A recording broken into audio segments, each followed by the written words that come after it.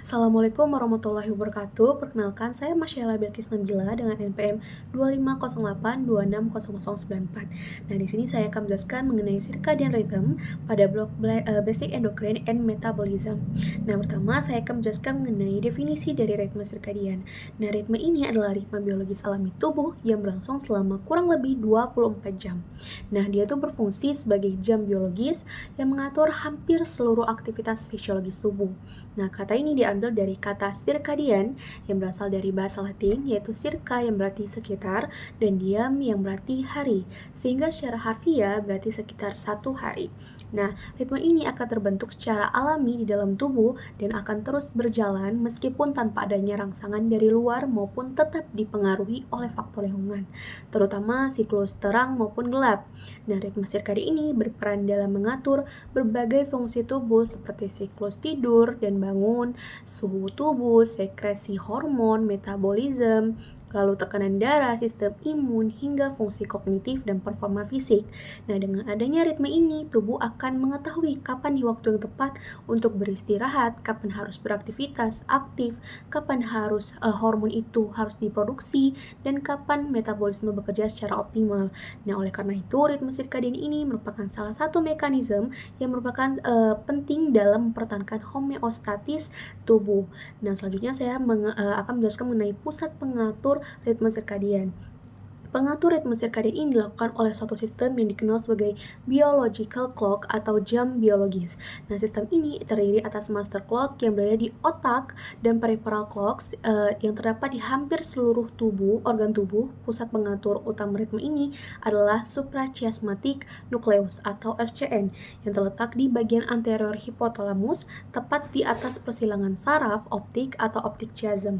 Nah, SCN ini disebut sebagai master clock karena mengatur dan mensinkronkan seluruh ritme biologis tubuh. Nah, SCN ini menerima informasi mengenai intensitas cahaya langsung dari retina melalui retinohypothalamic tract. Nah, ketika cahaya matahari masuk ke mata pada pagi hari, sinyal itu akan diteruskan ke SCN sehingga tubuh mengetahui bahwa sudah waktunya nih untuk bangun dan meningkatkan aktivitas. Nah, sebaliknya, ketika lingkungan mulai gelap, SCN akan mengirimkan sinyal ke kelenjar pineal untuk meningkatkan produksi hormon melatonin sehingga tubuh mulai merasa mengantuk. Nah, selain SCN, terdapat pula peripheral clocks, yaitu jam biologis yang berada di berbagai organ, seperti hati, ginjal, pankreas, jantung, paru, otot rangka, dan jaringan adiposa. Nah, peripheral clocks ini akan berfungsi mengatur aktivitas metabolisme masing-masing organ sesuai dengan kebutuhannya. Misalnya, hati mengatur metabolisme glukosa mengikuti waktu makan, sedangkan pankreas mengatur sekresi insulin. Walaupun setiap organnya itu memiliki jam biologis sendiri, seluruh aktivitasnya itu tetap disinkronkan oleh SCN agar semua organnya itu bekerja secara harmonis. Nah, selain dipengaruhi oleh SCN, peripheral ini dipengaruhi juga oleh faktor eksternal seperti waktu makan, suhu lingkungan, dan aktivitas fisik. Nah, selanjutnya mengenai fungsi dari ritme sirkadian. Nah, dia itu memiliki peran yang sangat penting dalam menjaga keseimbangan fungsi tubuhnya. Salah satu fungsi utamanya yaitu mengatur siklus tidur dan bangun. Nah, pada malam hari produksi hormon melatonin ini akan meningkat sehingga tubuh itu menjadi rileks, mudah tidur. Nah, sebaliknya, pada pagi hari kadar melatoninnya itu akan menurun, sedangkan hormon kortisol akan meningkat sehingga tubuh itu akan menjadi lebih waspada dan siap beraktivitas. Nah, selain mengatur tidur, ritme sirkadian ini juga mengontrol sekresi berbagai hormon.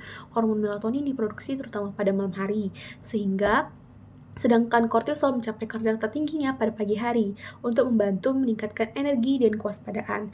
Nah, growth hormone diproduksi lebih banyak saat tidur sehingga berperan dalam proses pertumbuhan dan perbaikan jaringan. Nah, hormon metabolik lainnya seperti insulin juga mengikuti ritme harian sehingga metabolisme glukosa ini berlangsung lebih efisien.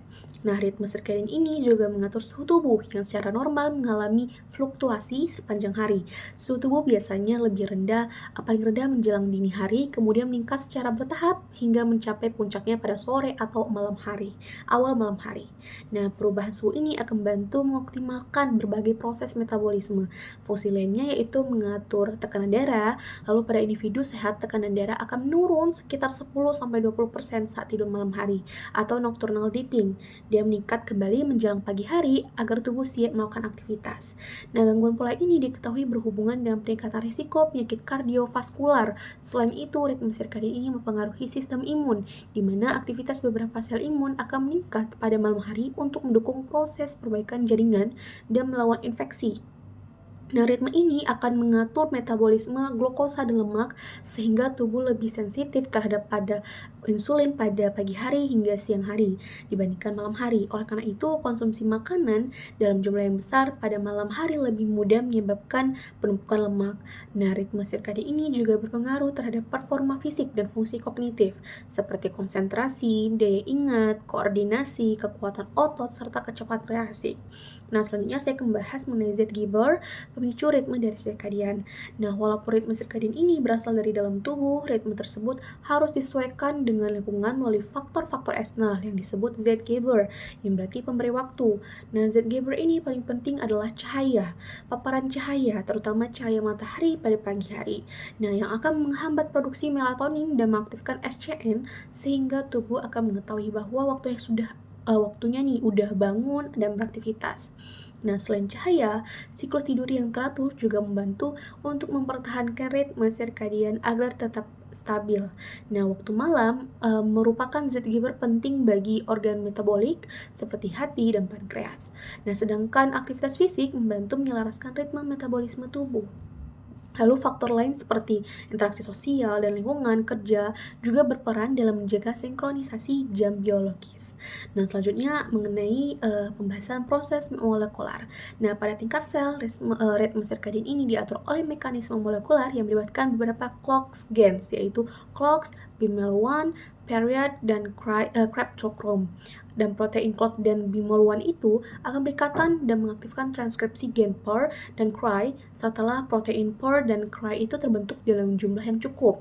Nah, kedua protein itu akan kembali menghambat aktivitas clock dan bimol-1 melalui mekanisme umpan balik negatif atau negatif feedback loop. Nah, sering waktunya berjalan, protein PAR dan CRY akan mengalami degradasi, sehingga hambatan terhadap clock dan bimol-1 akan menghilang. Nah, akibatnya siklus transkripsi itu akan dimulai kembali. Keseluruhan proses itu akan berlangsung selama kurang lebih 24 jam. Nah, sehingga menghasilkan ritme biologis harian yang stabil. Nah, melalui mekanisme tersebut, ribuan gen dalam tubuh diekspresikan secara periodik sehingga berbagai fungsi fisiologis dapat berlangsung sesuai dengan waktu yang tepat. Nah, selanjutnya mengenai gangguan ritme sirkadian itu terjadi ketika jam biologis tubuh kita tidak lagi selaras dengan lingkungan. Nah, salah satu contohnya adalah jet lag ya, yaitu kondisi di mana setelah perjalanan melintasi beberapa zona waktu sehingga tubuh itu akan membutuhkan waktu untuk menyesuaikan ritme biologisnya. Nah, gejala berupa rasa kantuk pada siang hari ataupun sulit tidur pada malam hari, mudah lelah dan penurunan konsentrasi. Nah, gangguan lainnya adalah shift work disorder. Nah, seiring dialami pada pekerja malam atau pekerja dengan jadwal kerja yang bergantian, pada kondisi ini tuh seseorang itu dipaksa aktif saat tubuh itu harusnya itu beristirahat. Nah, sehingga ritme sirkadian itu akan mulai menjadi terganggu dan terdapat pada delay sleep phase syndrome atau DSPS, yaitu kondisi ketika seseorang itu baru dapat tidur sangat larut malam dan sulit bangun pagi meskipun durasi tidurnya itu yang cukup. Nah, gangguan ritme sirkadian ini akan berhubungan dengan insomnia kronik, depresi, gangguan mood, serta meningkatkan risiko obesitas. Nah, diabetes mellitus tipe 2, lalu sindrom metabolik, dan hipertensi dan penyakit kardiovaskular. Lalu bagaimana sih manajemen dan regulasinya? Yaitu penata laksanaan gangguan ritme sirkadian itu bertujuan untuk mengembalikan sinkronisasi antara jam biologis tubuh dengan lingkungan. Nah, salah satu pendekatannya adalah kronoterapi, yaitu terapi yang mengatur waktu tidur itu secara bertahap hingga kembali ke pola normal. Nah, paparan cahaya matahari pada pagi hari merupakan terapi non-farmakologis yang paling penting pada efektif karena dapat mengaktifkan SCN dan menghambat produksi melatonin pada waktu yang tepat.